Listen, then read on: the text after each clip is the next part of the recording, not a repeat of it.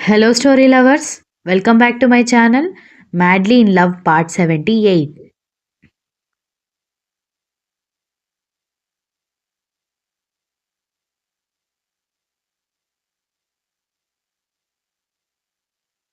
అన్నయ్య వదిన పెళ్లి చేసుకుని ఇంటికి వచ్చిన తర్వాత మనం కడుపు నిండా అన్నం తిన్నది కూడా లేదు. ఆ విషయం తెలిసి కూడా నాన్న ఎప్పుడూ పట్టించుకోలేదు.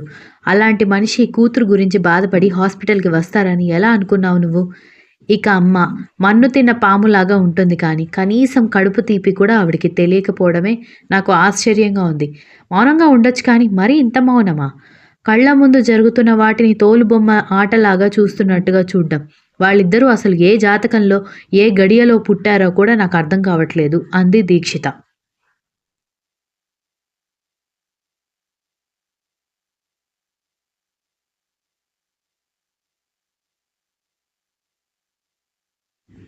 ఏదో మనసాగక ఫోన్ చేశాను దీక్ష. కానీ నాన్న ఇంత అన్యాయంగా మాట్లాడతారని నేను అనుకోలేదు. ఇప్పటికీ ఆయనకి కోడలు మాట, ఇంటి గౌరవమే కావాలి కానీ, పిల్లల బాగోగులు, వాళ్ళ బ్రతుకు అవసరం లేదని అన్నాడు నవీన్.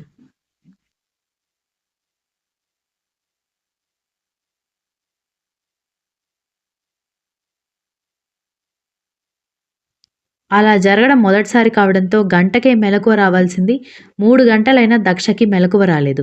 ఆమెకి మెలకువ వచ్చి కళ్ళు తెరిచి కళ్ళు మసగ్గా ఉండడంతో మరొకసారి కళ్ళు మూసి కనురెప్పలు అటూ ఇటూ తిప్పి కళ్ళు తెరిచి పక్కకి చూసి పక్కనున్న వ్యక్తిని గుర్తించి కళ్ళు పెద్దవి చేసింది. దక్ష రియాక్షన్ ముందే గెస్ చేసిన దీక్షిత, విరాట్, నవీన్ నవ్వుకుంటూ ఒకరి మొహం ఒకరు చూసుకున్నారు.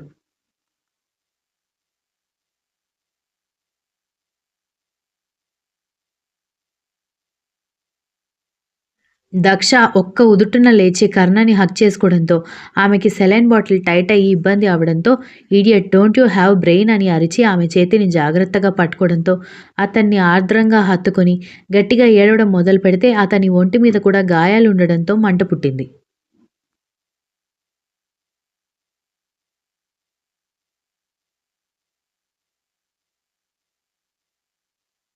ఇద్దరూ నొప్పికి ఇస్ అని అరుస్తూ ఒకరినొకరు చూసుకున్నారు.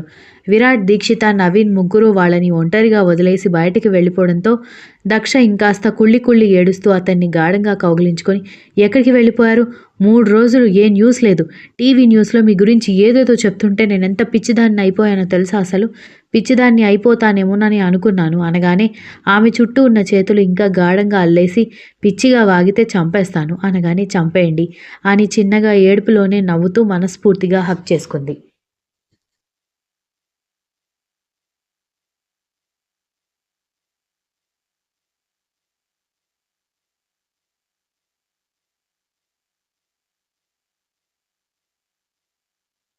ప్లీజ్ ఇంకొకసారి మీరు నన్ను వదిలేసి వెళ్ళిపోకండి. మీరు లేరన్న వార్త కూడా నా చెవిని చేరకూడదని, మీకంటే ముందే నేనే దూరం అవ్వాలని అనుకున్నాను అని గట్టిగా కౌగిలించుకొని ఏడుస్తూ ఉంటే చేతికి మళ్ళీ ఇబ్బంది అవుతుందని అర్థమై ఆమె నొప్పిని ఆపుకుంటూ ఉండడం గమనించి "ఈడియట్" అని అరుస్తూ ఆమెని తను లేచి 2 చేతుల్లో లేపి బెడ్ మీద పడుకోబెట్టి డాక్టర్ అని పిలిచి చేతికి తన చేతిని అడ్డుపెట్టి డాక్టర్ కోసం చూస్తూ ఉంటే కర్ణ వైపు రెప్ప కొట్టకుండా చూస్తోంది దక్ష. ఆమెకి హాస్పిటల్‌లో ఉన్నానన్న విషయం మీద కూడా ధ్యాస లేదు.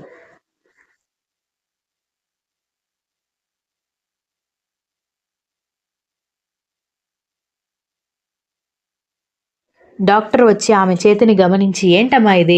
ఉదయమే కదా ట్రీట్మెంట్ చేసింది.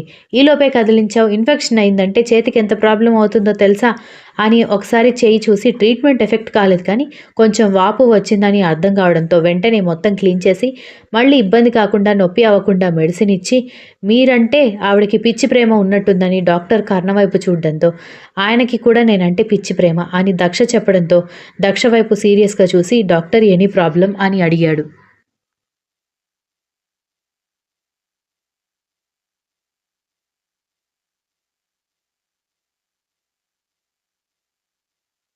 ఆవిడ ప్రాబ్లమ్ సంగతి వదిలేయండి. మీరు కూడా ఇంకా ట్రీట్మెంట్ తీసుకోవాలి. గాయాలు అప్పుడే మానవు. మంట పుట్టట్లేదా?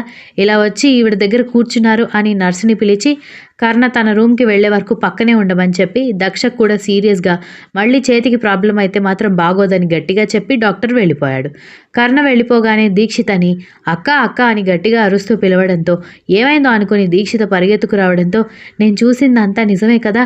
కల కాదు కదా! అని ఏడుస్తుంటే నిజమే కర్ణగారు బ్రతికొచ్చారు అని దీక్షిత నవ్వుతూ చెప్పడంతో అసలు ఇదెలా సాధ్యమైంది? ఆయన మీకు ఎలా దొరికారు? నేనిక్కడ ఉన్నానని ఆయనకెలా తెలిసింది? అని అడగడంతో ఏమో తెలీదు. కానీ సడన్‌గా వచ్చేశారు. కానీ విరాట్ ద్వారా తెలిసింది ఏంటంటే ఇమిగ్రేషన్ దాటి ఫ్లైట్ దగ్గరికి వెళ్ళిపోతుంటే ఏదో కాలొచ్చి ఆయన బయటకొచ్చేశారు. తర్వాత లోపల హడావిడిగా ఉండేసరికి లోపలికి వెళ్ళి అక్కడ ఉన్న స్టాఫ్‌తో కలిసి ఆయన కూడా జనాలకి హెల్ప్ చేశారంట. అలా కొన్ని గాయాలు అయ్యాయి అనగానే దక్ష షాకయ్యి నోటి మీద చేతులు పెట్టుకుంది.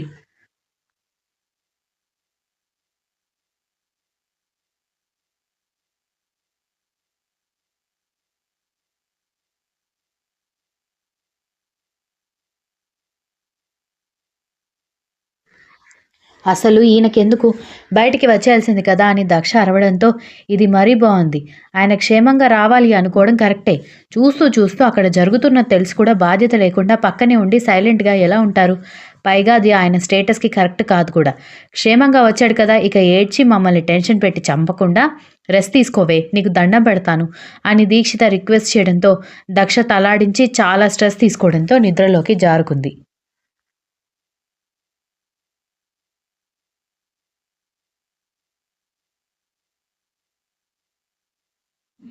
సాయంత్రానికి ఒకసారి దక్షని టెస్ట్ చేయడానికి వచ్చి జ్యూస్ ఇవ్వమని నర్స్ వైపు చూడడంతో నా సంగతి తర్వాత ఆయనకెలా ఉంది డాక్టర్ అని అడగడంతో డాక్టర్ తల కొట్టుకొని రేపటి నుంచి డ్యూటీకి వేరే డాక్టర్ని పంపిస్తాను. నర్స్ నేను రాను ఈవిడ గోల పడలేకపోతున్నానని డాక్టర్ వెళ్ళిపోవడంతో నర్సు నవ్వుకుంటూ అంత పిచ్చేంటి మేడం కోర్స్ ఆ కటౌట్ని ప్రేమించకుండా ఎవరు ఉండలేరు అనుకోండి అయితే మాత్రం మీ ఆరోగ్యం మీదకి వచ్చినా కూడా మీకు మీ గురించి స్పృహ లేదేంటి అని అడిగింది నర్సు దక్ష చేతికి వేసిన కట్టు చెక్ చేస్తూ.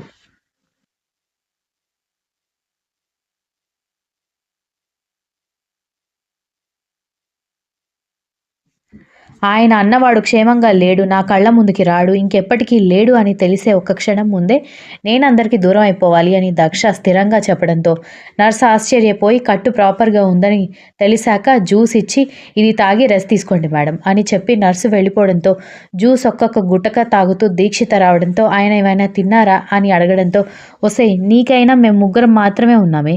ఆయనకి టోటల్ ఫ్యామిలీ వచ్చింది. పైగా ఫ్యాన్స్ కూడా బయట హడావిడి చేస్తున్నారు. నువ్వు నీ పిచ్చి అని తిడుతూ జ్యూస్ తాగిన తర్వాత బ్రెడ్ జాము పెట్టించి ఇక్కడ ఇడ్లీ అస్సలు బాలేదు దక్ష వాంతి చేసుకుంటావని బ్రెడ్ జాము ఇస్తున్నాను ఇంటికి వెళ్ళే వరకు అడ్జస్ట్ చేసుకో ఇంటికి వెళ్ళాక మంచి చికెన్ బిర్యానీ చేసి పెడతానని చెప్పింది దీక్షిత.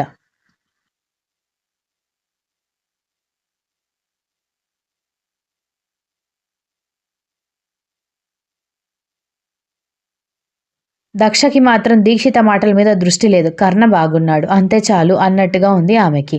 కర్ణ ట్రీట్మెంట్ చేస్తుంటే నొప్పికి అరుస్తాడనుకుంటే ఎలాంటి రియాక్షన్ ఇవ్వకుండా కూర్చోడంతో డాక్టర్ ఆశ్చర్యంగా చూస్తుంటే కర్ణ మనసు మాత్రం దక్ష చుట్టూనే తిరుగుతుంది.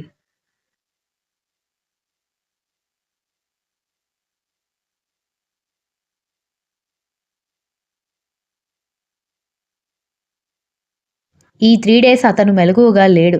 పైగా అసలు బయట ఏం జరుగుతుందో కూడా తెలీదు. అక్కడ ఉన్న జనాలకి హెల్ప్ చేస్తూ ఉంటే తనకు కూడా చిన్న చిన్న గాయాలయ్యాయి.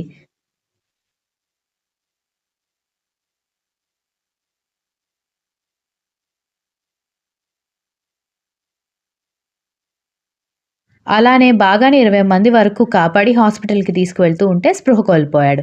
ఆ తర్వాత అతని గాయాలకి ట్రీట్మెంట్ ఇవ్వడంతో 3 డేస్ వరకు అతను స్పృహలో లేడు. కానీ ఈ 3 డేస్‌లోనే ఇంత గందరగోళం అయిపోయి దక్ష ఆరోగ్యం పాడు చేసుకుంటుందని అతను ఏమాత్రం ఊహించలేదు.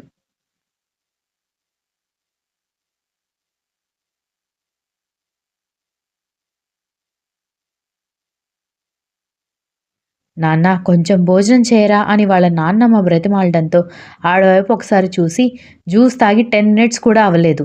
నాకేం వద్దు నువ్వే వీక్ అయిపోయినట్టుగా ఉన్నావు కావాలంటే నువ్వే తిను అని చెప్పి వెనక్కి వాలడంతో ఇదిగో ఇందుకే నాకు కోపం వచ్చేది హాస్పిటల్ బెడ్ మీద ఉన్నా కూడా నీలో మొండితనం తగ్గదా? కొంచెం తినరా, 3 రోజుల నుంచి ఏమీ తినలేదు అని బ్రతిమాలుతున్నా వాళ్ళ నాన్నమ్మ మాటలు ఏమాత్రం పట్టించుకోకుండా కళ్ళు మూసుకోవడంతో మనవడిని తిట్టుకుంటూ, విసుక్కుంటూ ఆవిడ భోజనం బాక్స్ పక్కన పెట్టేసి వెళ్ళింది. Continuous. If you like the story please like, share, comment and don't forget to subscribe.